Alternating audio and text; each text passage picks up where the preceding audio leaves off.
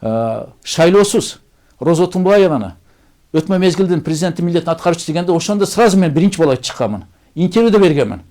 Кийин бул самозванка деп. Кийин мага кара балыкта однополчандар менен отурсам, Роза Тумбаева чыкты. Ай, Туке, мен сага неме жамандык кылдым деп. А эмне болуп кетти десем, сен мени самозванка депсиң деп. Айттым, Роза эже дедим, сиз мени окуткан эжекесиз. Мен президент шайлоого тыңбай катышып келип атам, даже Гиннес рекордуна кирдим дедим. Бирок шайлоодо бир да сиз фамилияңызды көргөн жокмун дедим. Кантип шайлоосуз президент болуп алдыңыз деп.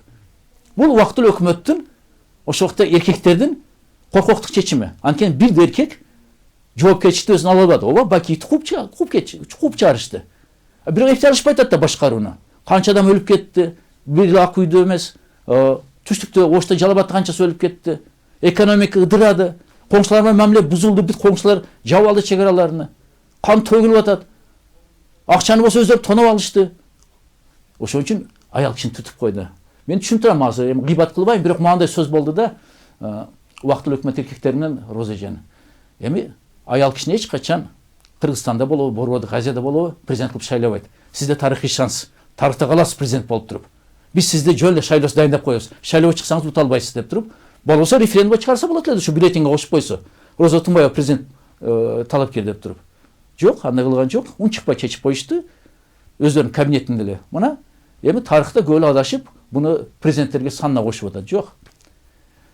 Шайлоодо таза өтпөдүбү? Арам жол менен өттүбү, кандай өтпөдүбү? Бирок тарыхта шайлоодон жеңген деп туруп Акаев, Бакиев, Атамбаев, Сооронбай Жээнбеков калды.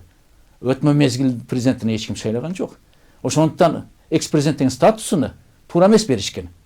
Президент болуп шайланган адамга экс-президенттик статус болуп 80 000 сомдук пенсия берилет, мамлекеттик резиденция үй берилет, служебный машина берилет, сотрудниктер секретариат берилет, еще телохранитель берилет. Андай статуска эмес. Роза эже мага кап болбосун, ал өзү үйрөткөн чындыкты айтып жүргүлө деп. Ошон үчүн чындыкты айтып жүрөм. Жакшы жаман болсо да.